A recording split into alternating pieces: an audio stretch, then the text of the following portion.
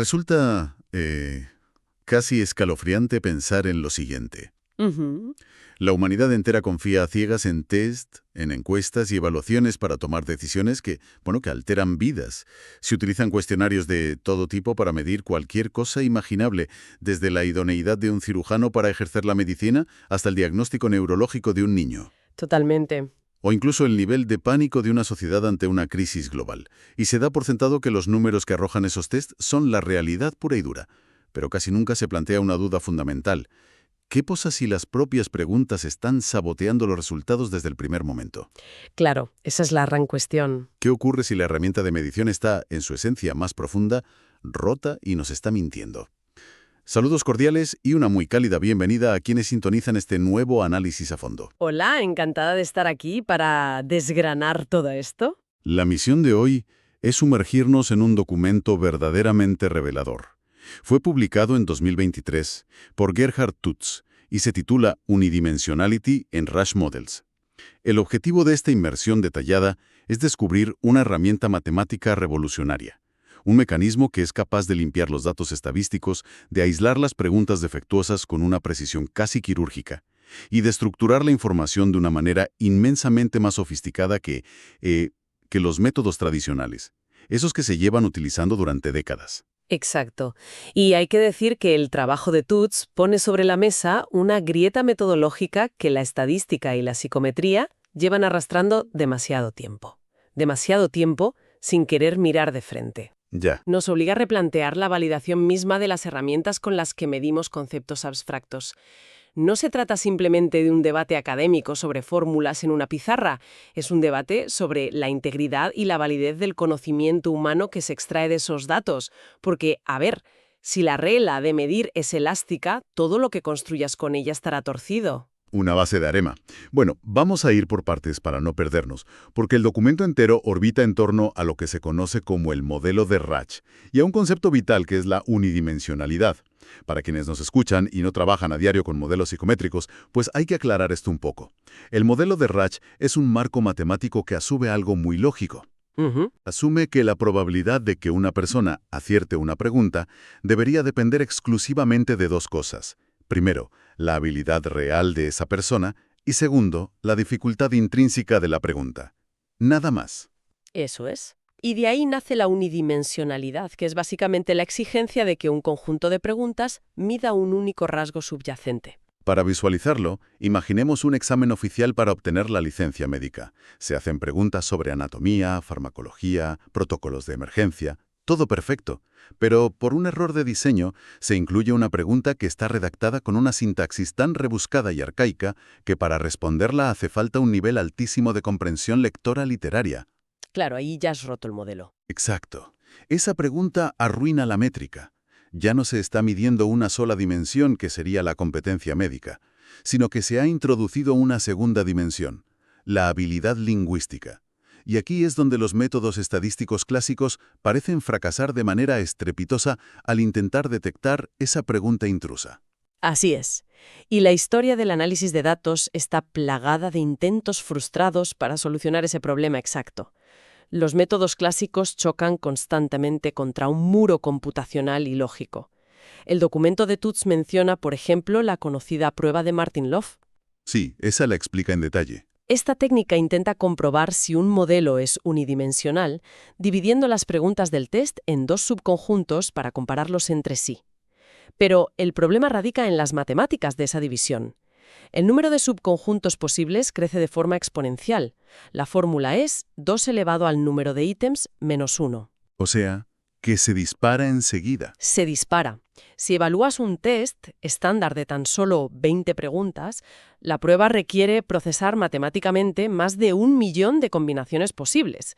Y si el test tiene 30 preguntas, la cifra salta a más de 1.000 millones de combinaciones. 1.000 millones. Es absurdo. Resulta abrumadoramente ineficiente. Pero fíjate, el mayor fallo conceptual no es el tiempo de cálculo. Es que esta prueba asume por defecto que el modelo de Rasch ya funciona perfectamente dentro de esos pequeños subconjuntos creados, lo cual es dar por sentada la premisa que precisamente se intenta demostrar. Es morderse la cola. Y al leer eso, como analista, pues resulta inevitable adoptar una postura muy escéptica ante cómo se ha estado operando en la ciencia de datos. Porque luego el texto profundiza en otra técnica clásica hiperconocida en este ámbito, que es la prueba de Andersen. Ya, la prueba de Andersen. Y deteniéndome a analizarla me resulta casi un despropósito metodológico, porque la prueba de Andersen busca ítems defectuosos dividiendo a las personas que hacen el test, no las preguntas, en diferentes subgrupos, y luego compara los resultados. La teoría dice que si una pregunta está bien diseñada, debería funcionar igual de bien sin importar a qué grupo se le pregunte. En teoría, claro. Pero el propio estudio deja en evidencia que los resultados cambian drásticamente dependiendo del criterio que elige el investigador para hacer esa división. Es como usar un termómetro médico que marca fiebre si la medición se hace en la cocina, pero te indica salud perfecta si te la mides en el salón. La herramienta pierde toda credibilidad. Totalmente de acuerdo. Los ejemplos concretos que expone el documento sobre esa inconsistencia son demoledores. Al aplicar la prueba de Andersen a un mismo conjunto de datos, si el investigador decide dividir a los sujetos tomando como punto de corte la media de sus puntuaciones, la prueba te arroja una lista específica de ítems problemáticos. Vale. Sin embargo, si ese mismo investigador decide dividir a la población usando la mediana en lugar de la media, el diagnóstico estadístico cambia por completo. Señala preguntas totalmente distintas como defectuosas. Es que es increíble. Y si optas por una división demográfica, como separar a los encuestados por género, pues emerge un tercer grupo de preguntas intrusas que no coincide para nada con los anteriores. Queda clarísimo que es una herramienta inestable. El investigador, al elegir de forma arbitraria el criterio de corte, está condicionando y manipulando, aunque sea sin querer, el diagnóstico final de la prueba. Carece de la objetividad pura que se le exige a las matemáticas. Es un espejismo de rigor científico, la verdad. Frente a este panorama tan caótico de los métodos clásicos, cualquiera podría pensar, recurramos al sentido común. Agrupemos las preguntas observando cuáles tienen una alta correlación entre sí. Es lo que dicta la intuición. Claro, la lógica deductiva sugiere que si dos preguntas miden exactamente el mismo rasgo, quien es capaz de acertar una, muy probablemente acertará la otra. Sus resultados deberían estar fuertemente correlacionados en una gráfica. Sin embargo, Toots dedica una sección entera a derribar este mito por completo, y he visto que descarta la correlación tradicional, pero confieso que la alternativa que propone se vuelve bastante densa en el papel. Sí, la verdad es que el golpe de gracia a la intuición de la correlación se encuentra en la tabla 1 del estudio. Es una verdadera sacudida para las bases de la psicometría clásica. Lo fascinante aquí es que en los modelos de Rach, intentar agrupar ítems basándose en su correlación es un ejercicio inútil porque las cifras resultan engañosas. ¿Engañosas hasta qué punto? Pues el documento muestra una simulación de datos donde el modelo de Rach funciona a la perfección, es decir, un escenario ideal, inmaculado. Y, sin embargo, la correlación estadística entre el ítem número 1 y el ítem número 4 es de apenas 0,02. 0,02. O sea, nada. Prácticamente inexistente. El texto incluso documenta situaciones donde las correlaciones pueden llegar a ser negativas, entre preguntas que, matemáticamente, están midiendo la misma dimensión de forma totalmente válida. Por tanto, esa métrica tradicional que se enseña en cualquier curso básico de estadística simplemente no sirve aquí. Ya veo. Y ahí es donde Toots propone desechar la correlación e introduce su gran innovación, las llamadas estimaciones marginales. En concreto, el documento se centra en monitorizar un valor muy particular, que es la estimación de la desviación estándar de la distribución de mezcla. El término suena a jerga de laboratorio muy avanzado y parece difícil de visualizar para quienes no calculan varianzas antes de desayunar. Desde luego. ¿Cómo funciona realmente esta mecánica en la práctica? ¿Y qué es exactamente esa distribución de mezcla? A ver, para entender esa distribución de mezcla sin perdernos en fórmulas, vamos a visualizar el concepto. Imaginemos que el algoritmo superpone las puntuaciones y respuestas de todas las personas, formando curvas en un gráfico. Las famosas campanas de Gauss. Vale, tengo la imagen en la cabeza. Bien. Cuando tienes un grupo de preguntas sólidas que verdaderamente miden un mismo rasgo latente y las analizas de forma conjunta bajo el modelo de TouchShots, la dispersión de esas habilidades latentes forma una campana ancha y bien definida. La desviación estándar se mantiene alta y robusta. Forma una especie de línea estable a medida que vas analizando las preguntas. De acuerdo. Todo muy homogéneo. Pero la genialidad del método radica en su sensibilidad frente a las anomalías. En el instante preciso en el que el algoritmo introduce una pregunta defectuosa, un ítem que requiere una habilidad diferente a la de los demás, esa campana se deforma por completo. Se rompe. Exacto. La desviación estándar sufre una caída drástica y abrupta. El algoritmo opera añadiendo preguntas de forma secuencial a un grupo base de ítems sanos. En el momento en que la gráfica de la desviación estándar se desploma, el sistema detecta la anomalía y señala que el último ítem incorporado no comparte la misma dimensión latente. Es un chivato infalible. Vale, entiendo el mecanismo. Pero planteando una objeción crítica a este sistema, y haciendo un poco de abogado del diablo frente al documento, surge un problema evidente, que el propio Touch reconoce. Ujú. Cuando un algoritmo secuencial empieza a operar y solo cuenta con un puñado de preguntas en su base, esa desviación estándar puede ser enormemente inestable. En muestras pequeñas siempre hay ruido. La gráfica puede mostrar caídas dramáticas que resulten ser simples falsas alarmas generadas por la falta de volumen de datos, y no porque el ítem sea realmente un intruso. Claro. Entonces, ¿cómo se puede confiar a ciegas en un detector que podría estar dando alertas falsas durante los primeros pasos del análisis? Yo soy bastante escéptico con los arranques de estos algoritmos. Y haces bien en serlo. Ese es el gran escollo metodológico, pero la forma en que Touch lo sortea es brillante. Lo hace mediante la creación de la puntuación de desajuste, o misfit score en inglés. El autor es plenamente consciente de ese ruido estadístico inicial que mencionas. Por ello, el método no confía en ejecutar el algoritmo secuencial una sola vez. Hace varias pasadas. Exactamente. Lo que requiere el sistema es tomar submuestras aleatorias de los individuos encuestados de forma repetida. Ejecuta el proceso de integración de ítems decenas o cientos de veces. Así, el enfoque cambia. Ya no miras una sola gráfica, sino que observas en qué orden se integran las preguntas al grupo sano a través de todas esas repeticiones. Ah, claro, buscas un patrón. Eso es. Si un ítem es un verdadero intruso, el algoritmo lo rechazará sistemáticamente, relegándolo al final de la cola de integración sin importar qué subgrupo de personas se esté analizando. Se establece un umbral riguroso. Si una pregunta cae en el último 25% del proceso de integración de manera constante, Es decir, cruzando un límite. sí, cruzando el límite matemático de 0,75 en esa puntuación de desajuste, la duda se disipa. Se confirma que es un ítem defectuoso.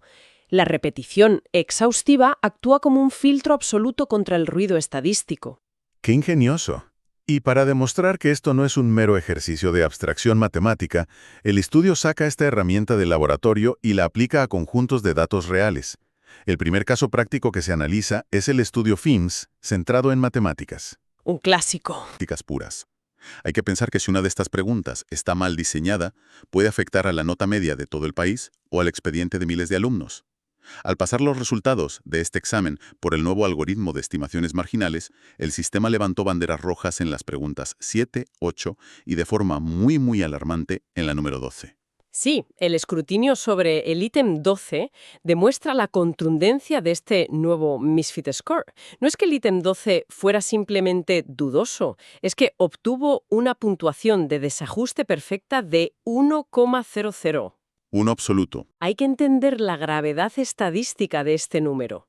Significa que en el 100% de las submuestras analizadas, iteración tras iteración, ese ítem fue rechazado por el algoritmo hasta el último instante posible. Una puntuación de 1,00 es la matemática gritando que hay un fallo estructural. Te está diciendo que algo está muy roto ahí. Totalmente. Obliga a los diseñadores de la prueba educativa a revisar con urgencia la formulación de esa pregunta, porque los datos demuestran, sin margen de error, que los alumnos no estaban utilizando la misma habilidad matemática para resolver el ítem 12 que la que usaban para el resto del examen. Claro, tal vez la redacción era súper confusa o requería un conocimiento espacial o geométrico que no se evaluaba en las otras 13 preguntas de álgebra, y el algoritmo lo detecta sin necesidad de leer el texto. Es fascinante. Así es. Pero hay un segundo ejemplo en el documento que resulta interesantísimo, porque abandona la aparente frialdad de las matemáticas escolares para adentrarse en las ciencias sociales, que es un terreno tradicionalmente mucho más resbaladizo. Tutz analiza los datos del estudio GLES de 2017 sobre miedos políticos en Alemania. Aquí es donde la cosa se pone realmente a prueba. Totalmente. Se trata de una encuesta a nivel nacional que pide a los ciudadanos clasificar su nivel de preocupación frente a 5 temas complejos. Apunta: la crisis de refugiados, el cambio climático, el terrorismo internacional, la globalización y la energía nuclear. A simple vista, parece una mezcla tan ecléptica que intentar buscar un único rasgo latente de miedo, ahí dentro, es pedir a gritos un dolor de cabeza estadístico. Es un campo de pruebas inmejorable para poner al límite cualquier método de validación. Desde luego. Y el contraste entre los métodos en este escenario sociológico es abismal. Si sometes esa misma encuesta alemana a la antigua prueba de Andersen, los resultados entran en colapso.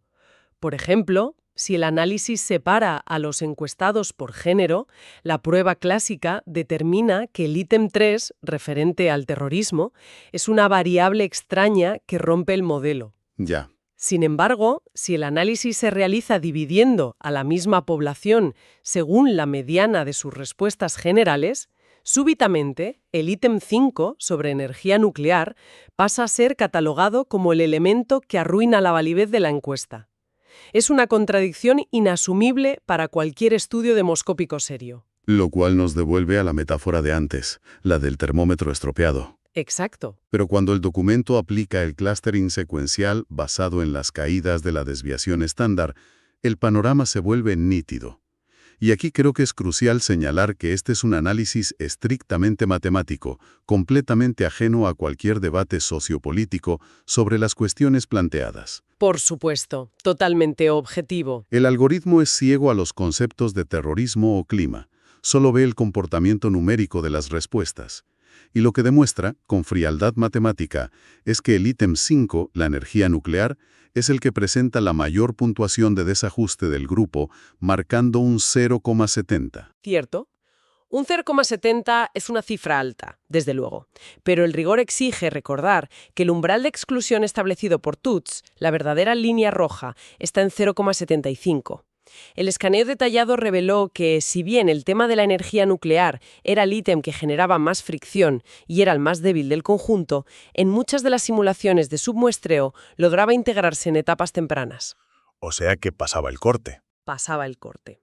La conclusión matemática de una imparcialidad irrefutable dictamina que no existe evidencia estadística suficientemente sólida para calificar ningún ítem como intruso. Sorprendentemente, y a pesar de la tremenda diversidad temática, las 5 preguntas logran medir de forma aceptable un mismo rasgo subyacente que podríamos denominar, propensión al miedo político en la sociedad alemana de aquel momento. El método de estimaciones marginales, en lugar de destruir la encuesta por falsos positivos, como hacían los métodos clásicos, valida su utilidad general. Lo cual supone salvar el trabajo de campo de muchísimos investigadores, que a veces tiran encuestas enteras a la basura por culpa de un método anticuado. Efectivamente. Sin embargo, surge una duda inevitable al plantear otros escenarios. Hasta este punto hemos analizado situaciones donde se busca un intruso dentro de un grupo mayoritario de preguntas que, presuntamente, funcionan bien juntas. Pero, ¿qué ocurre cuando los datos originales son un desastre integral desde el inicio? El peor escenario posible. Claro. Pensemos en una base de datos caótica, una amálgama de preguntas que miden 3 o 4 dimensiones psicológicas diferentes, totalmente mezcladas. El algoritmo de clustering secuencial no podría operar ahí, porque necesita un núcleo sano y homogéneo para empezar a comparar y ver cuándo cae la desviación estándar. Esa es una limitación técnica innegable. Y afortunadamente Tutz no la ignora. Para resolver ese escenario de caos absoluto, el documento despliega su segunda gran innovación, que es el clustering 2, también conocido como clustering jerárquico basado en estimaciones marginales. Vale, ¿y cómo funciona este? La arquitectura de este algoritmo opera a la inversa. No parte de un grupo consolidado para buscar anomalías. Empieza desde cero, considerando cada ítem como un ente aislado.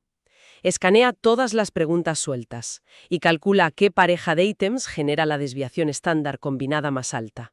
Y agrupa par. Va construyendo desde la base. Eso es. Luego busca la siguiente afinidad, construyendo agrupaciones iterativas desde la base.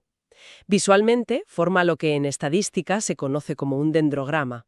Es una estructura de ramas que crecen desde abajo hacia arriba, muy similar a un árbol genealógico. Entiendo. El estudio aporta demostraciones de que este método jerárquico anula y supera de forma aplastante a las técnicas de agrupamiento tradicionales, esas que medían la distancia media o los enfoques de centroide, que fracasaban sistemáticamente al aplicarse en los exigentes parámetros del modelo de Rach. Y la prueba de fuego definitiva para esta variante jerárquica no se queda en simulaciones de ordenador, sino que se traslada a un entorno de altísima sensibilidad, que es el diagnóstico clínico infantil. El documento examina los datos del test Zarecki-R. Para ponerlo un poco en contexto, se trata de una herramienta de evaluación neurofisiológica diseñada para diagnosticar la discalculia en niños, que es un trastorno severo del aprendizaje matemático. Un tema muy delicado. Muchísimo.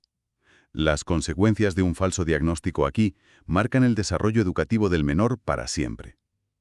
Los investigadores introdujeron las respuestas de 341 niños a una sección específica de 8 preguntas sobre restas binarias. Al aplicar el nuevo algoritmo de clustering jerárquico, el dendrograma resultante reveló un patrón absolutamente insólito. Sí. El algoritmo fue agrupando pacíficamente la mayoría de las preguntas, pero tomó el ítem número 5 y lo aisló por completo del resto de la estructura. Lo desterró a una rama solitaria con una monstruosa puntuación de desajuste de 0,97. Ese resultado específico es el punto de inflexión empírico de todo el documento. A primera vista, un investigador clínico podría asumir que la matemática ha fallado, o simplemente pensar que ese ítem 5 era una resta un poco más larga, y ya está. Claro. Sin embargo, la validación llegó de la mano de investigaciones clínicas posteriores y totalmente ajenas a la formulación matemática de Tutrix. Se descubrió la causa física y psicológica del desajuste. Resulta que la presentación visual del ítem 5 en el papel del test era radicalmente distinta a la del resto de preguntas. Madre mía. O sea que el problema no era matemático. No fallaba por falta de habilidad matemática, sino por una sobrecarga en la comprensión visual del formato de esa pregunta concreta.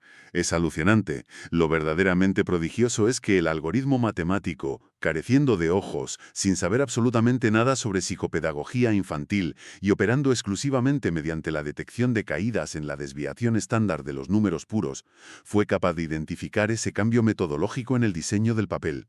¿Es como si tuviera intuición? Totalmente. Aisló el defecto y, en el proceso, certificó un núcleo de preguntas extraordinariamente fiable, compuesto por los ítems 1, 2, 6, 7 y 8.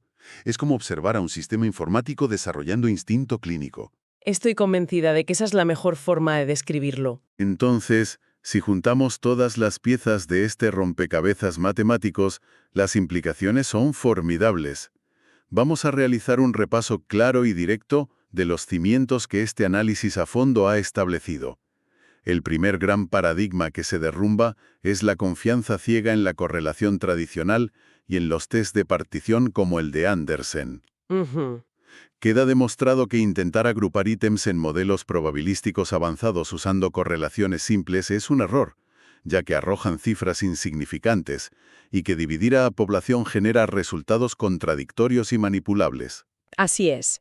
Y el segundo pilar es la revelación de la estimación de la desviación estándar de la distribución de mezcla. Hemos visto que se convierte en un detector ultrasensible. Una caída repentina en su gráfica delata inmediatamente que se ha introducido una variable extraña en la medición. El tercer concepto clave para cimentar este nuevo enfoque es el uso iterativo del submuestreo para generar la puntuación de desajuste, el Misfit Score. Al repetir el proceso de integración una y otra vez con diferentes grupos de individuos, se elimina el peligro de tomar decisiones basadas en el ruido estadístico de muestras pequeñas. La barrera del 0,75 ofrece un estándar de estabilidad matemática del que la psicometría clásica, francamente, carecía. Totalmente cierto. Y finalmente, ante bases de datos completamente desestructuradas, el clustering jerárquico basado en estas estimaciones demuestra una precisión impecable. Logra agrupar dimensiones latentes y aislar preguntas metodológicamente defectuosas con una exactitud que, bueno, como se evidenció en la evaluación de la discalculia, rivaliza con el escrutinio clínico humano. Ha sido un recorrido verdaderamente exhaustivo por las entrañas de los sistemas que utilizamos para medir la realidad humana. Desde el rendimiento en matemáticas escolares y la complejidad de los miedos sociopolíticos hasta el delicado diagnóstico neurológico de las dificultades de aprendizaje. Y fíjate, al observar el panorama general y la solidez de lo que Tutts plantea, emerge una reflexión final que resulta tan fascinante como intelectualmente perturbadora. Si esta nueva metodología de estimaciones marginales propuesta en 2023 evidencia fallos tan profundos e inestabilidades tan severas en los sistemas clásicos de validación, Ya veo por dónde vas. ¿qué porcentaje del conocimiento acumulado está construido sobre cimientos de arena? Hay que considerar cuántas verdades establecidas en la sociología, en la investigación psicológica o en las proyecciones políticas de gran calado se sustentan en encuestas y cuestionarios que fueron validados usando precisamente esas pruebas, como la de Andersen, que hoy sabemos que son tan frágiles. Es una pregunta inquietante. ¿Cuántos diagnósticos, umbrales de aptitud y estudios poblacionales albergan preguntas intrusas que jamás fueron detectadas porque la estadística de la época era ciega a ellas? Queda abierta la gran incógnita. ¿Qué sucedería si se sometiera todo el inmenso archivo de bases de datos científicas del siglo XX al escrutinio implacable de este nuevo algoritmo jerárquico? Es muy probable que innumerables dogmas teóricos tuvieran que reescribirse desde cero. Una reflexión monumental que sin duda obligará a más de un analista de datos a revisar sus archivos con cierta inquietud esta noche. Es un recordatorio imperativo para no bajar jamás la guardia analítica. Detrás de cada porcentaje, de cada gráfica de barras y de cada conclusión en un titular, existe una maquinaria metodológica que puede ser una obra de arte de la precisión o estar fundamentalmente sesgada desde su concepción. Ha sido un absoluto privilegio desgranar la magnitud del documento de Gerhard Tutts con este nivel de profundidad. Nos despedimos cálidamente de todas las personas que nos han acompañado durante este análisis a fondo. Mantengan siempre activo ese espíritu crítico frente a cada estadística que se cruce en su camino. No dejen de cuestionar la historia que se oculta detrás de los números y nos reencontramos en la próxima inmersión. Hasta pronto.